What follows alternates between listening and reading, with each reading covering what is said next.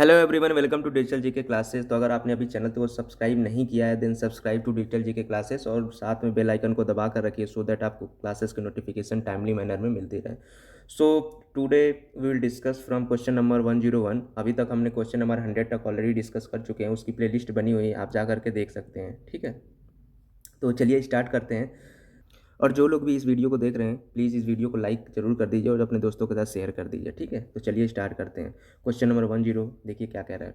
कह रहा है कि if length of a room is decrease by 10%, breath is decrease by 20% and height is increase by 5%, then what percent will be the volume of the room will be change. ठीक है, क्या कह रहा है कि मतलब कमरे की लंबाई 10% घटाई, चौड़ाई 20% घटाई जाती है, ऊंचाई 5% बढ़ाई जाती है, तो कमरे के आयतन में प्रतिशत परिवर्तन आपसे पूछ रहा है। ठीक है, तो इसमें क्या करिए कि मान लीजिए कि लंबाई क्या है, 1 है, चौड़ाई 1 मीटर है, ऊंचाई 1 मीटर है।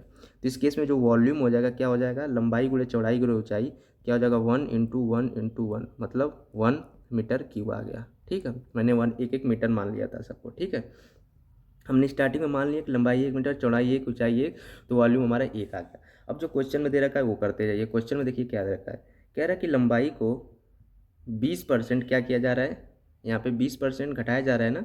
हाँ सॉरी, लंबाई को यहाँ पे क्या कह रहा है कि 10% घटाया जा रहा है। ठीक है, लंबाई को 10% घटाया जा रहा है, 10% घटाया जा रहा है तो क्या करोगे, 1 - 10/100, तो ये क्या हो जाएगा 1 - 0.1, ये हो जाएगा 0.9। ठीक है, चौड़ाई क्या कह रहा है, 20% घटाई जा रही है, तो 1 - 20/100, ये क्या हो जाएगा 1 - 0.2, ये हो जाएगा 0.8। ठीक है, ऊंचाई देख लीजिए, ऊंचाई क्या कह रहा है, ऊंचाई कह रहा है 5% बढ़ाया जा रहा है, तो 1 + 5/100, ये कितना हो जाएगा 1 + 0.05, ये हो जाएगा 1.05। ठीक है, तो हमारे पास क्या क्या निकल के आ गया, हमारे पास नया लंबाई निकल के आ गया, नया चौड़ाई, नया ऊंचाई आ गया। अब नया वॉल्यूम निकाल लीजिए।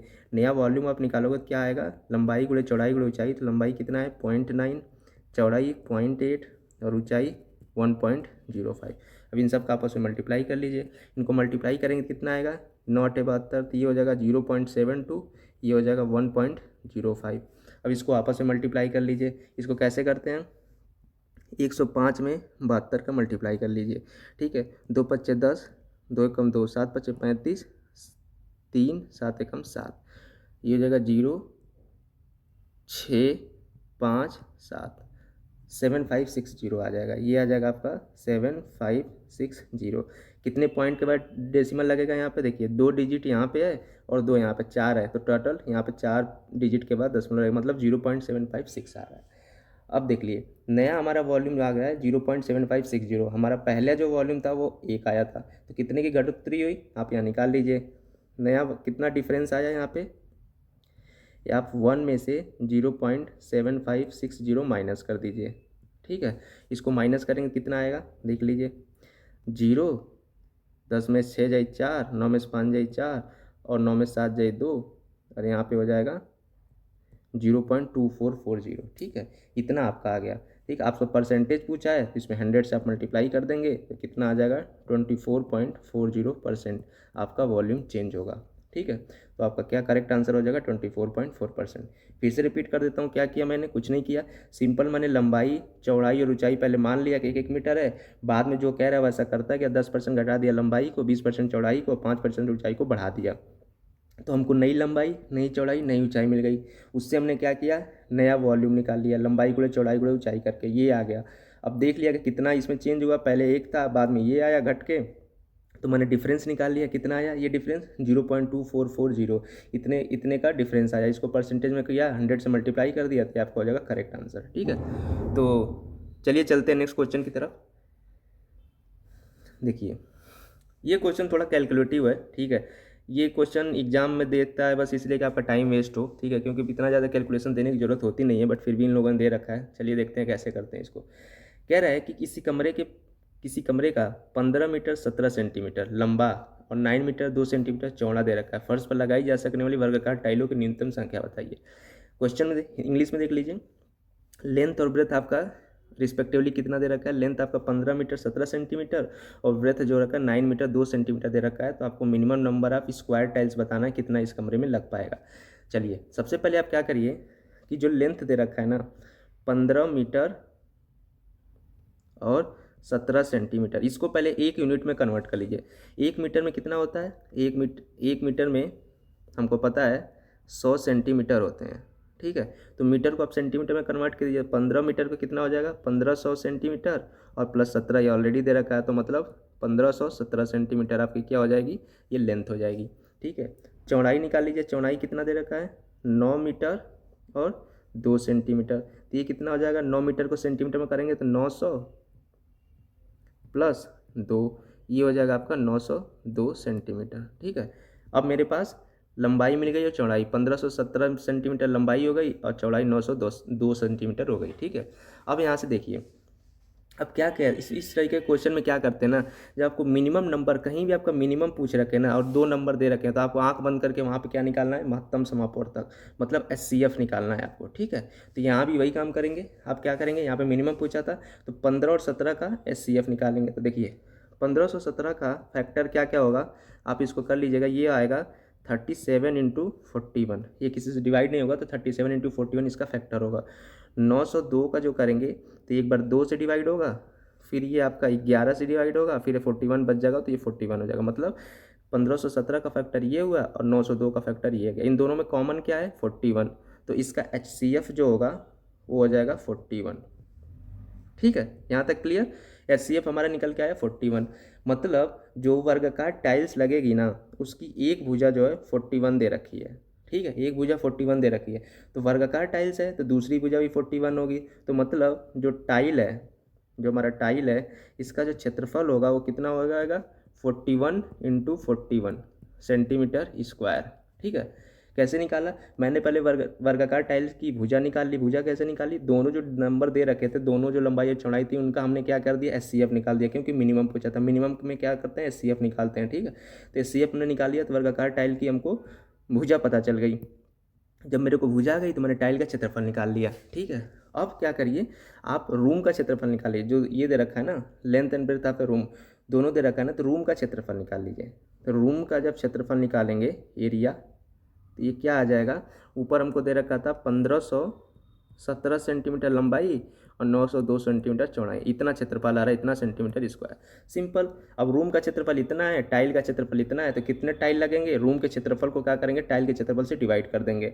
तो नंबर ऑफ टाइल्स जो होंगे, जो नंबर ऑफ टाइल्स लगेंगे वो कितना होगा? रूम का एरिया और डिवाइड बाई टाइल का एरिया, ठीक है। इसको आप कर लेंगे। इसको करेंगे कितना आएगा? देख लीजिए, 1517 गुणे 902 डिवाइड बाई 41 इंटू 41। इसको आप कैलकुलेट कर लीजिएगा। इसको कैलकुलेट करेंगे तो इसका आंसर आएगा 8140, ठीक है। इसको चेक कर लीजिएगा कैलकुलेशन, तो आपका करेक्ट आंसर हो जाएगा 814। मतलब 814 हमें वर्गाकार टाइल की आवश्यकता होगी इस कमरे में बिछाने के लिए, ठीक है। तो ये आपकी न्यूनतम संख्या हो जाएगी। तो आई होप आपको समझ में आ गया होगा। चलिए चलते हैं नेक्स्ट क्वेश्चन की तरफ। देखिए नेक्स्ट क्वेश्चन क्या कह रहा है कि गुणनफल 2153 की पावर 167 में इकाई का अंक क्या होगा। ये बहुत अच्छा क्वेश्चन है, बहुत ट्रिक के साथ लगेगा। अब बहुत लोग क्या कर सोचेंगे, यार इतना बड़ा नंबर, इसका पावर इतना दिया, ये कैसे हम करेंगे, छोड़ देंगे क्वेश्चन को। लेकिन बहुत प्यारा सा ट्रिक मैं बताऊंगा, देखिए क्या होगा। यहाँ पे आपको दे रखा है 2153 की पावर 167 दे रखा है, ठीक है। तो आपको बस क्या करना है, इसमें यूनिट डिजिट आपको देखना है, ठीक है। यूनिट डिजिट देखिए 3 दे रखा है, 3 है, और इसकी पावर 167 है। तो बस यही 2 माइनर रखेगा यहाँ पे, ठीक है। यहाँ पे यूनिट प्लेस पे 3 है, तो बस एक यही मैटर करेगा कि यूनिट प्लेस पे क्या है और उसका पावर क्या है, बाकी से कोई मतलब नहीं है, ठीक है। तो क्या करिए, देखिए 3 का मैं कुछ पैटर्न लिखता हूँ। क्या होगा? 3 लिखते हैं, 3 3 तरीके 9, 3 तरीके 9 तरीके 27, ठीक है। और यहाँ पे फिर आ जाएगा 81, और 3 की पावर जब 5 करेंगे तो अब आएगा 243। मतलब 3 की पावर 1 3 आया था, 3 की पावर 2 9 आया था, 3 की पावर 3 27, 3 की पावर 4 81, 3 की पावर 5 243। अब देखिए पावर 4 के बाद ना, पावर 4 जैसे ही आपने किया उसके बाद सेम नंबर क्या हुआ? रिपीट होने लगा। सेम नंबर का मतलब फिर से यूनिट प्लेस पर 3 आने लगा, जो पहले नंबर पे था, ठीक है। 3 की पावर 1 करने पर 3 आ रहा था, इसके यूनिट प्लेस पे 3 था। जैसे ही आपने 3 की पावर 5 किया 4 के बाद, तो ऐसे यूनिट प्लेस पे 3 आने लगा। इसका मतलब क्या करेंगे हम? देखिए ये तो मैंने बता दिया कि हम ट्रिक कैसे लगाएंगे, ठीक है। जल्दी कोई बताता नहीं, बस आपको डायरेक्ट ट्रिक बता देते हैं कि इसको 4 से डिवाइड कर दीजिए। लेकिन मैंने बताया कि 4 से क्यों करोगे डिवाइड आप, ठीक है। तो ये रीज़न है इसका कि क्योंकि 3 की पावर 4 के बाद सेम यूनिट प्लेस रिपीट होने लगता है, ठीक है। तो आप क्या करोगे, 167 को ना 4 से डिवाइड कर दो। 4 से डिवाइड करो कितना होगा, 4 चौको 16, 7, 4 एकम 4, 3। ठीक है, आपके पास क्या बचा, 3 बच रहा है। रिमाइंडर आपके पास 3 आया, मतलब 3 आया रिमाइंडर। तो आप क्या करोगे, इसको इग्नोर कर दोगे। 41 के पास 3 जो रिमाइंडर बच रहा है उसी से मतलब रखिए। मतलब आपका अब क्या हो जाएगा, ये 21 की पावर लिखा 2153 की पावर 3 हो जाएगा, क्योंकि जो रिमाइंडर आएगा बस वो लिख देंगे। अब देख लीजिए 3 की पावर 3 में क्या आ रहा था, 27। मतलब 3 की यहाँ यूनिट डिजिट पर 3 है और पावर 3 है। 3 की पावर 3 जब करोगे तो 27 आएगा लास्ट में। तो यूनिट प्लेस पे आपका क्या आ जाएगा, 7 आ जाएगा। ठीक है, यूनिट प्लेस पे 7 आ जाएगा, तो 7 आपका करेक्ट आंसर हो जाएगा। ठीक है, आई होप आपको समझ में आया होगा। ये ट्रिक आप याद रखिए कि जब भी लास्ट में 3 दे रखा हो, ठीक है, जब भी लास्ट में 3 दे रखा हो बेस में, और कोई भी पावर पूछ रहा हो, कोई भी पावर मतलब दे रखा हो और आपसे यूनिट प्लेस पूछ रहा हो, तो क्या करिए, सिंपल जो पावर दे रखा है उसको आप क्या करिए, 4 से डिवाइड करिए। 4 से आप उसको डिवाइड करिए, जो भी रिमाइंडर आ रहा है उसको नोट कर लीजिए, और यूनिट प्लेस पे जो नंबर है उसका पावर एज इट इज कर दीजिए जो रिमाइंडर आ रहा है, और जो यूनिट प्लेस पे आपका नंबर आएगा वो आपका करेक्ट आंसर हो जाएगा। तो यहाँ पे आंसर आपका हो जाएगा 7। चलिए चलते हैं नेक्स्ट क्वेश्चन की तरफ। देखिए नेक्स्ट क्वेश्चन क्या कह रहा है कि यदि एक भिन्न के अंश को 20% और उसके हर को 25% बढ़ा दिया जाता है तो भिन्न 3/5 हो जाता है, तो मूल भिन्न बताइए। देखिए सिंपल, इसको मैं बहुत प्यार से करूँगा। कैसे करूँगा, देखिए इंग्लिश वर्जन आप पढ़ लीजिएगा। यहाँ पे दे रखा है 20% न्यूमरेटर को 25% डिनोमिनेटर को बढ़ाया जा रहा है, तो फ्रैक्शन जो है 3/5 हो रहा है। तो हमको ओरिजिनल फ्रैक्शन आप मान लीजिए ना, क्या है, x/y है। बस यही आपका, यही खेल खत्म। ओरिजिनल फ्रैक्शन आपने मान लिया x/y है। अब जैसे दे रखा है वैसे क्वेश्चन में दे रखा है वैसे आप बढ़ते जाइए। कह रहा है कि 20% न्यूमरेटर को इंक्रीज किया जा रहा है। न्यूमरेटर कितना है, x है, इसको 20% जब बढ़ाएंगे तो कितना होगा, x + 20x/100। ये कितना हो जाएगा, x + x/5, ये हो जाएगा 6x/5। तो नया जो न्यूमरेटर बन के आएगा वो कितना आएगा, 6x/5। डिनोमिनेटर कह रहा है 25% का बढ़ा दिया जाता है। ठीक है, तो डिनोमिनेटर को भी ऐसे लिख दीजिए। y को क्या कर दिया जा रहा है, 25% बढ़ा दिया जा रहा है। y इक्वल टू क्या हो जाएगा, y + 25y/100। क्यों, क्योंकि 25% इसको बढ़ाया जा रहा है। तो ये हो जाएगा y + y/4। तो ये हो जाएगा आपका 5y/4।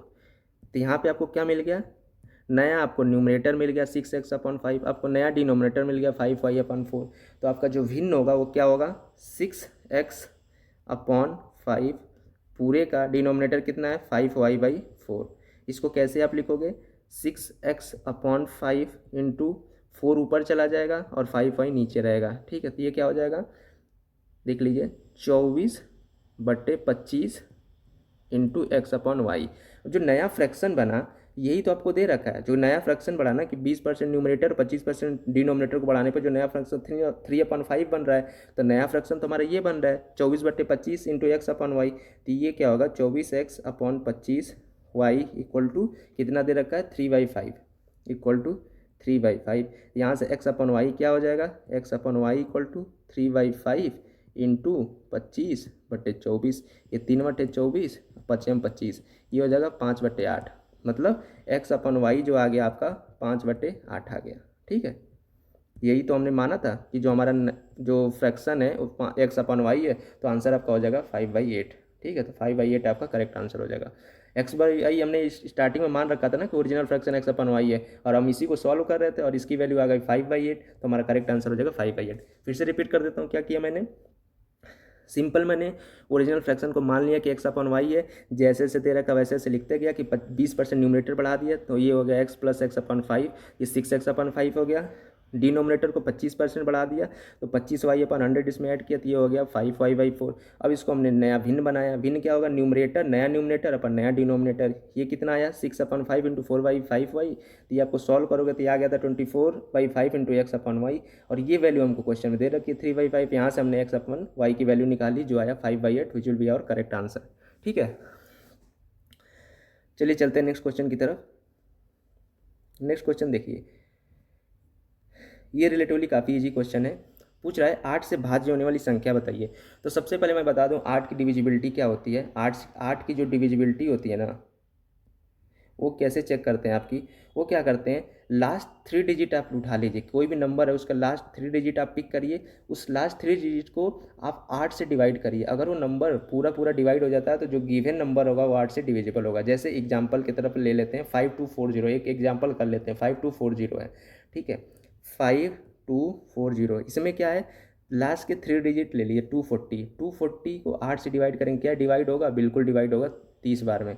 तो ये मतलब नंबर 8 से डिविजिबल होगा, ठीक है। दूसरा नंबर एक पिक कर लीजिए, मतलब ये तुम्हारा आंसर हो ही जाएगा। दूसरा कह रहा है, ये पिक कर लिए 522 जीरो, इसको 8 से डिवाइड करिए, लास्ट के 3 डिजिट पिक करिए 220/8, ये डिवाइड करिए, डिवाइड होगा 8 8 3 के 24, 8 2 के 16 और रिमाइंडर 6 बचेगा, 8 7 56 और 8 5 40। ये पूरा डिवाइड नहीं हो रहा है, मतलब ये 8 से डिविजिबल नहीं होगा, ठीक है। थर्ड पिक कर लीजिए 97128, 97128, इसमें 3 डिजिट क्या है, लास्ट के 128/8, ये डिवाइड होगा 8 एकम 8, 8 छक्के 48, 16 बार में डिवाइड हो जा रहा है। मतलब हमारे यहाँ पे दो ऑप्शन मिल गए, एक 97128 और एक 5240 जो 8 से डिविजिबल होंगे। तो पहला और तीसरा हमारा करेक्ट आंसर होगा, तो option number 4 will be the और करेक्ट आंसर, ठीक है। 5240 और 97128 दोनों क्या होंगे, 8 से डिविजिबल होंगे। 8 की डिविजिबिलिटी का फार्मूला क्या है कि लास्ट के जो 3 डिजिट हैं उनका वो जो होनी चाहिए वो 8 से पूरा पूरा डिविजिबल होना चाहिए, तो पूरा नंबर हमारा 8 से डिविजिबल होगा। चलिए चलते हैं नेक्स्ट क्वेश्चन की तरफ। देखिए, एक पाइथागोरस त्रिक ज्ञात कीजिए जिसकी सबसे छोटी संख्या 8 है। इसका इंग्लिश वर्जन क्या होगा कि एक आपको पाइथागोरस ट्रिपलेट्स ज्ञात करनी है, ट्रिपलेट्स मतलब 3 का पेयर, जिसकी सबसे छोटी संख्या जो है 8 है। अब देखिए इसमें क्या करिए, इन चारों ऑप्शन को ध्यान से देखिए। सबसे छोटी संख्या 8 किसमें किसमें है, इसमें भी है, इसमें भी है, इसमें भी है, इसमें नहीं है, तो ये ऑप्शन तो ऐसे ही बाहर होगा क्योंकि इसमें सबसे छोटी संख्या 6 है। अब क्या करना पड़ेगा आपको, पाइथागोरस थ्योरम में आपको पता होगा, ये होता है पाइथागोरस थ्योरम, ए बी और सी सबसे बड़ी भुजा होती है और एक राइट एंगल ट्रायंगल है, सी सबसे बड़ी भुजा है, तो यहाँ पे सी स्क्वायर इक्वल टू क्या होता है, ए स्क्वायर प्लस बी स्क्वायर। मतलब सबसे बड़ी भुजा का जो वर्ग होता है वो शेष दोनों भुजाओं के वर्ग के सम के बराबर होता है, ठीक है। तो यही का आपको फार्मूला यहाँ पे लगाना है। अब दूसरा आप निकाल लेते हैं, 8 9 10, इसमें सबसे बड़ी भुजा क्या है 10, 10 का स्क्वायर कितना होगा 100। अब देखिए शेष दो भुजा बची, इनका स्क्वायर करिए, 8 का स्क्वायर 64 और 9 का स्क्वायर 81, इन दोनों का सम करिए कितना आएगा, 4 1 5 8 6 14, 165 100 के बराबर नहीं हो रहा, तो ये ऑप्शन आपका इनकरेक्ट हो जाएगा, ठीक है। नेक्स्ट ऑप्शन की तरफ देखिए, नेक्स्ट क्या कह रहा है, 8 15 और 17 दे रखा है, 8 15 और 17, सबसे बड़ी भुजा क्या है 17, 17 का स्क्वायर करेंगे कितना आएगा, 17 7 119, 17 एकम 17 11 28, 289 आ रहा है। दो छोटी भुजाओं ले लीजिए 8 और 15, 8 का स्क्वायर करोगे कितना आएगा 64, 15 का स्क्वायर करोगे कितना आ जाएगा 225, दोनों को जब आप ऐड करोगे तो 5 4 9 6 2 8 289, ये दोनों इक्वल आ गए, 289, ये सबसे बड़ी भुजा का स्क्वायर 289 आ गया, शेष दोनों भुजाओं का जो स्क्वायर का सम आ गया ये भी 289 आ गया। मतलब ये होगा आपका पाइथागोरस थ्योरम को अप्लाई कर रहा है, यहाँ पे सबसे छोटी भुजा 8 भी है, तो ये आपका करेक्ट आंसर हो जाएगा, ठीक है। सिंपल एक फार्मूला लगाया पाइथागोरस थ्योरम कि सबसे बड़ी भुजा का जो वर्ग है शेष दोनों भुजाओं के वर्ग के सम के बराबर होता है, ठीक है। तो चलिए चलते हैं नेक्स्ट क्वेश्चन की तरफ।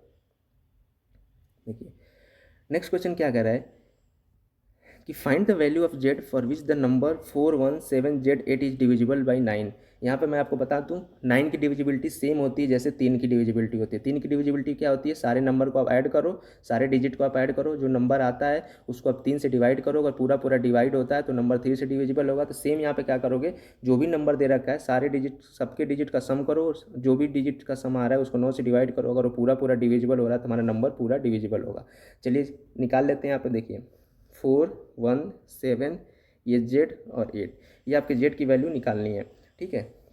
और बता रहा है कि 9 से विभाज्य है तो जेड की वैल्यू आपको बतानी है। अब 9 की डिविजिबिलिटी के लिए क्या करेंगे, सबको आप ऐड करिए, 4 और 1 7 और 8 को ऐड करेंगे कितना आ जाएगा, 4 1 5 5 7 12 12 8 20 20, ये आ गया। और जेड प्लस यहाँ पे जेड हमको नहीं पता है क्या होगा, ठीक है, जेड हमको निकालना है। अब एक बात बताइए, ये पूरा जो न्यूमरेटर है ना, हमारा पूरा जो न्यूमरेटर है ये 20 प्लस जेड, इसको क्या होना पड़ेगा 9 से डिविजिबल होने के लिए जेड की क्या वैल्यू रखनी पड़ेगी, जेड की क्या वैल्यू रखनी पड़ेगी। मान लीजिए जेड अगर ये आप 1 रखते हो तो 20 और 1 21 हो जाएगा, ये डिवाइड होगा 9 से, नहीं होगा। 2 रखोगे तो 22 हो जाएगा, वो डिविजिबल होगा, नहीं होगा, ठीक है। 3 रखोगे तो 23 होगा, डिविजिबल होगा, नहीं होगा। 4 रखोगे 24 होगा, डिविजिबल होगा, नहीं होगा। 5 रखोगे 25, ये भी नहीं होगा, ठीक है। 6 रखोगे 26, वो भी नहीं होगा। तो ऐसे आप चेक करते जाओगे तो ऑप्शन में आप जा करके जब देखोगे तो जेड की वैल्यू क्या रखेंगे, जेड की वैल्यू जब आप 7 रखोगे ना तो क्या हो जाएगा 20 + 7, ये आपका हो जाएगा 27। मतलब 27 क्या होगा, 9 से फुली डिविजिबल होगा, इसका मतलब जो जेड की जो वैल्यू होगी वो आपकी 7 होगी। ठीक है, 7 होगी। मुझे यहाँ पे एक एक करके इसलिए चेक करना पड़ा क्योंकि आपको बताना था। आप चाहे तो डायरेक्टली ऑप्शन में जा करके जो 4 वैल्यू दे रखी है वो डायरेक्ट आप रख करके चेक कर लीजिए, एक बार 3, एक बार 6, एक बार 7, एक बार 9, तो अपने आप आपको मिल जाएगा कि जेड इक्वल टू 7 रखने पे जो न्यूमरेटर है पूरा का पूरा डिविजिबल हो रहा है, इसलिए जेड की वैल्यू जो होगी वो 7 होगी। तो आपका करेक्ट आंसर हो जाएगा सेकेंड 7। ठीक है, चलिए चलते हैं नेक्स्ट क्वेश्चन की तरफ।